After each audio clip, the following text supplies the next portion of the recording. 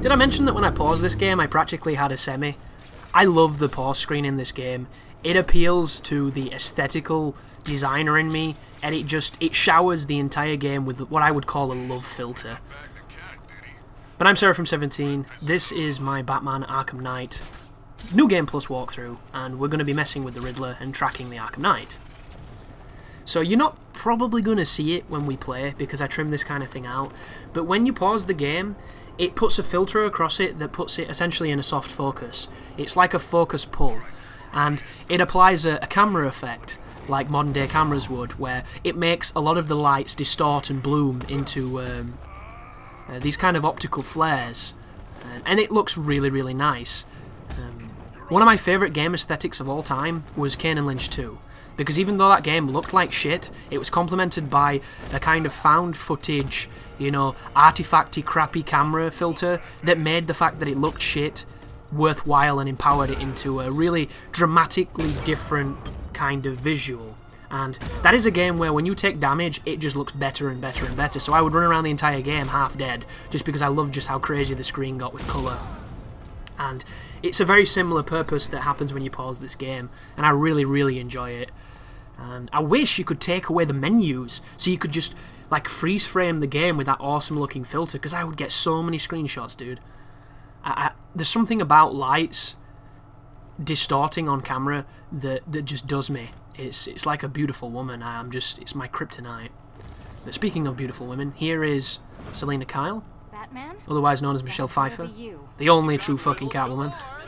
Nah, I'm only joking. I don't know who did her in the cartoon, in the animated series, but she was pretty damn good too.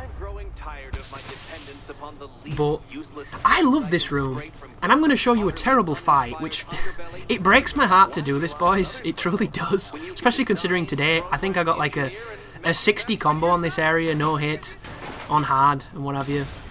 Playing exclusively as Catwoman, because she's amazing and I love her. And I get the feeling like I'm not going to be able to play as her in the challenges, which makes me really sad, because the challenges are just so different now. But not only are we playing as Catwoman, who I love her for combat, I think she's wonderful, but we're fighting against a new enemy type, which is just a standard enemy that's colourful and different, which is all you need. Like, Batman's combat is so fun when it works. Give me beautiful, colourful new enemies, and I'm a happy bunny. Like, do you know how many standard goons with shields and glow sticks and knives and fucking heavies I've fought in these games? Too goddamn many is how many. I want to fight weird shit like this. Like, this is probably one of my favourite fights in the game, just because it's so different. Like, and I understand that they're sticking to like the ethos of, you know, it's Batman, it's thugs, it's you know, criminal underlings and what have you. But I love this. The particle effects, the sparks. Yeah, it tickles the wonder from my childhood, and I really, really appreciate it. However, they've stuck Catwoman behind a bunch of Riddler stuff, which is technically secondary objectives, and thus we're not going to touch it. I'll come back for you. I thought that this game was going to have a feature where at any point you could swap between the characters. I didn't think they would fight with you, and then you would swap between them during a fight. Although I think it looks great, and it definitely adds to the game. If you're a competitive player who wants full control over a fight, if you have a random AI knocking people over and getting in the way, you're not having the same measure of control that you would like. So as cool as it is, I think it's lacking for people who are really, really, you know, trying to get good at it and trying to really get an optimized run. But it still looks badass when you're fighting back to back with somebody, the Robin section especially. But as I was saying, I thought the entire game was... Oh, you can see it now! You see it? How it distorts the lights. Oh, it's so good. So good! But what I thought would happen is I thought you'd press a button to swap, and Batman would backclaw away, and somebody'd swoop down, and you could just play the entire game as somebody else. And I'm sorry, but that would be better. It would be hands down better, I think. Like, straight up.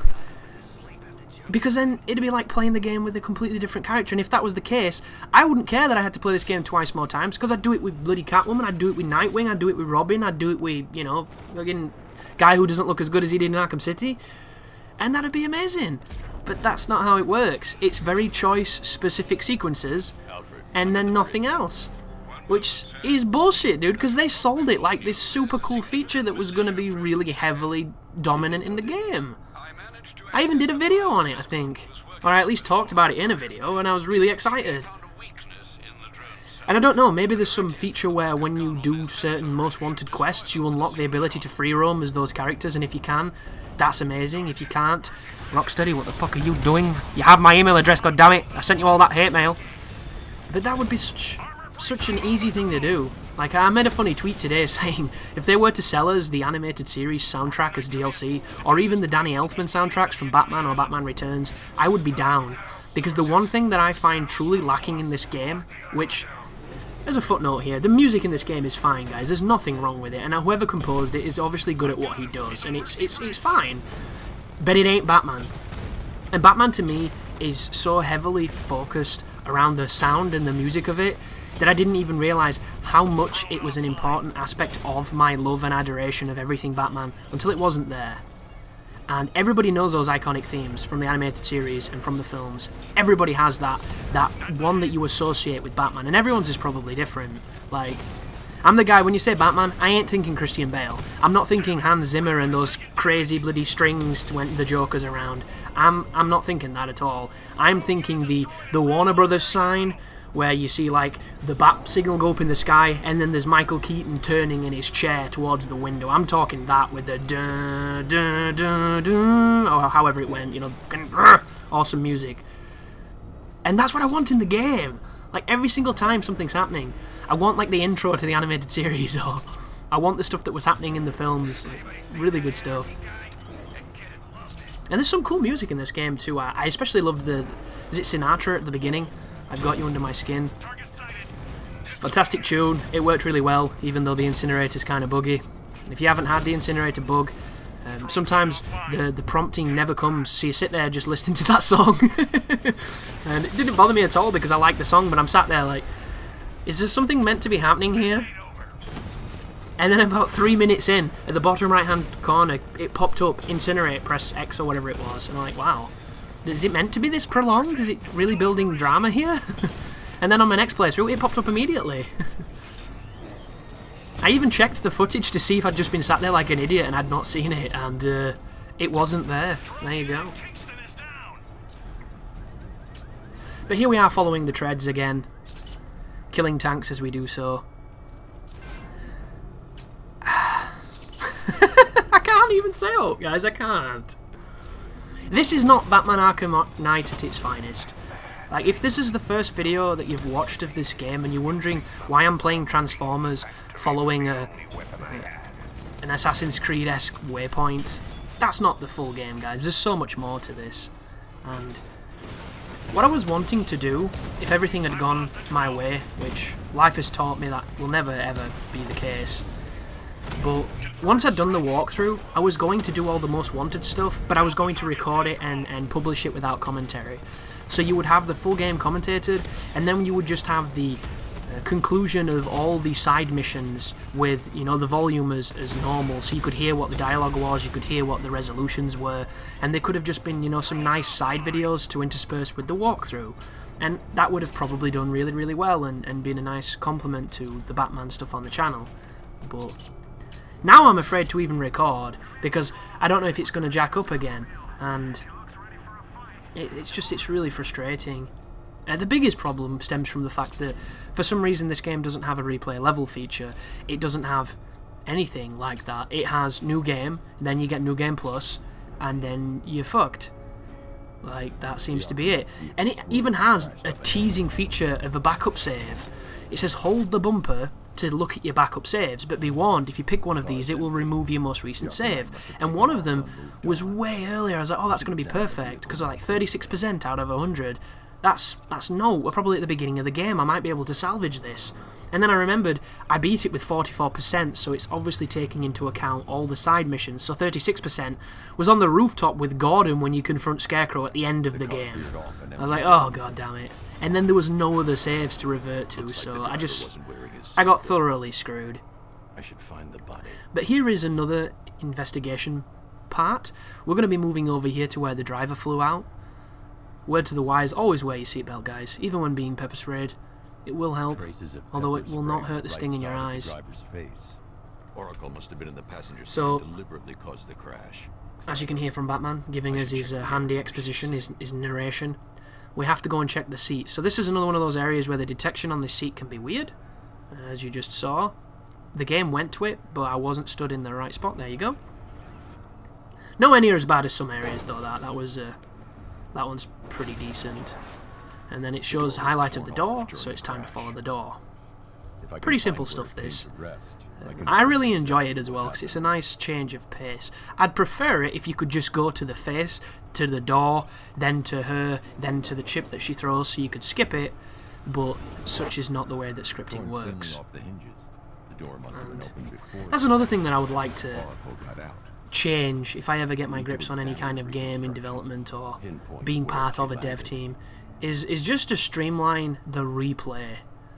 Like, the second playthrough should be different to the first, and it doesn't have to be New Game Plus. I personally think that Arkham series does New Game Plus poorly. I really do. All they do is take away your counter abilities, they intersperse goons that happened later on with weapons that they didn't have earlier on, but now they do. Like, that's it. And on Arkham City, they changed some of the boss fights so that they were a little bit more devilish. But everything else is no, really. There's nothing to it. There's nothing changed, really. And I think that's a tenet of an old mentality. Like, New Game Plus before was, now you've got all your upgrades and here's the game you just beat. But games have changed and things should evolve, so I'm really looking forward to a natural evolution in New Game Plus. And I think Dark Souls and Demon Souls before it did it perfectly, where it continued to go and go and go and go and get harder and harder and harder and harder. And the nuances of the difficulty perhaps aren't as good as they could be, but I think the general wholeness of it is a better idea than the way we did it before. But I want the next logical evolution, you see. I truly do. And one of the things I would like to see established is just a way to get out of bullshit. How many areas of this game have I cut out? Dozens. Because I'm stood around as Batman with my wrist up, listening to stuff I've already heard, and I can't skip it. The only thing I can imagine that is, you know, keeping the game together at that point and stopping you from being able to remove it on a repeat playthrough is scripted reliance on events and loading. I have no doubt that some of this is probably masking loading, and that's how the game is able to not load so much between areas and between things. That's my only thing. Like, everything else is down to the way the game is designed, and if it was designed slightly differently, maybe they'd be able to go in and dynamically shift it. Like, all the stuff that you don't have to care about, you should be able to completely get past in another playthrough of it. Just imagine how much easier it would be for speedrunners if they had access to something like that to do speedruns, and just people who want to get through to the gameplay. Like, all I want to do is play. I don't want to stand around and watch Batman do things. I just don't. Like right now, this is a perfect example. Like, you'll notice I'm pressing B here to skip the dialogue, which is a pretty quick way of doing it. An even quicker way of doing it is if I trim it out, which some of them I'm catching and I am trimming out, but some of the shorter ones I'm leaving in as I go to the mission menu to get my waypoint, which is something you're going to do quite a lot, because your waypoint takes forever to pop up sometimes. But so many areas where you sat watching these dynamic pieces of storytelling, how cool would it be if you could just press start and it's like skip to gameplay, and it just jumps to the next area where you have to control and actually do something. Like, that to me is perfect, because the people who don't want that can sit and watch it again, can sit and just mess around and try and find glitches and, you know, teabag dead bodies or whatever you want to do, or head bob, which I do a lot. But for the people who want to get in the game, this is where Manbat turns up, by the way. Watch this. So I grapple to this building, and dynamically, boom. I had no idea that kind of stuff works. And additionally, the Joker can do that. I don't know why, but he can. For some reason, you grapple to a specific building at a specific time, and boom, that happens. And I think it can happen on any building. I think it's just one of those triggers. But yeah, that shit me up, that. But we're going up to this Wayne building to get more upgrades. This is one of those moments in the game which I really think they've addressed and rethought, because you come to these buildings a dozen times to get upgrades, and every so often they have you go to a different area, but a lot of it is go to this waypoint to get X so that you can go and do Y. And It seems weird, doesn't it, that in the other games they just had this thing fly to you, and it landed near you, and you picked it up, and then that's how we got our suit at the beginning of this. But in this one, we go to Lucius a lot, or we go to areas where Lucius can send us things, or underground car parks. It seems kind of choice to have it, like, and I don't really understand the motivation for it, but Have you finished the decryption? I suppose the first time you play, you don't really notice that you're doing it a lot, but when I was recording, you go to so many areas so many times, and it's not even necessarily for backtracking purposes, it's literally just to go there, listen to a conversation and leave. Like, it seems really just weird. Identity confirmed. But access this computer. Once you do this, it's going to ask you to... it's going to give you the ability to do something. I'm going to skip it, of course. There we go. And it's going to give you an upgrade, which... this is something that doesn't carry across in New Game Plus for some weird reason. And it's one of the areas of the upgrade system that I wish was better, because they give you the choice between something that increases firepower and something that's like a passive, but neither of them drastically affect the gameplay all that much, and neither of them are a true choice of, you know, you either get this and you can go underwater, or you get this and you can fly in the sky. Like, there's no massive absolute choice. There's no drastically different, you know, outcome. This is not blowing up Megaton and getting, you know, a sweet in tenpenny. It's just, I don't know. It seems like it should be a big deal, and it really isn't. I love this as well. A lot of people were criticising the streets because they said it looked barren considering it was a city, and those people didn't realise that the fear toxin had made a mass exodus out of Gotham and there'd been an evacuation. But every so often there's pockets of the street that are super populated by dudes, and it's hilarious because if you get out of your car, you're either going to have a massive punch-up or you're going to get shot to death. And I don't know, I think this is probably my favourite sandbox I've ever been in. Not necessarily for controls and mechanics, just for the look, the feel, and just the richness of it. And I think it's down to all the neon lights and the reflections in the puddles. There's a lot of purple and pinks, a lot of colours that I approve of. I really like it. I really do. And I don't know, I think I've always been kind of weird when it comes to Sandbox. Like, everybody hated Prototype, but I liked Prototype because it was a game that you could get really good at moving in. Like, running around the buildings, jumping off them, flying and boosting, it was something that you could get better at, and you felt better at doing it. I think it's why I really like Sunset Overdrive, because as much as the campaign on that game is dogshit, as much as the cutscenes and the story are horrendous dogshit, the ability to move and the gameplay, you can get really good at it, and it feels really fun to do. But thank you for watching, and you take care now.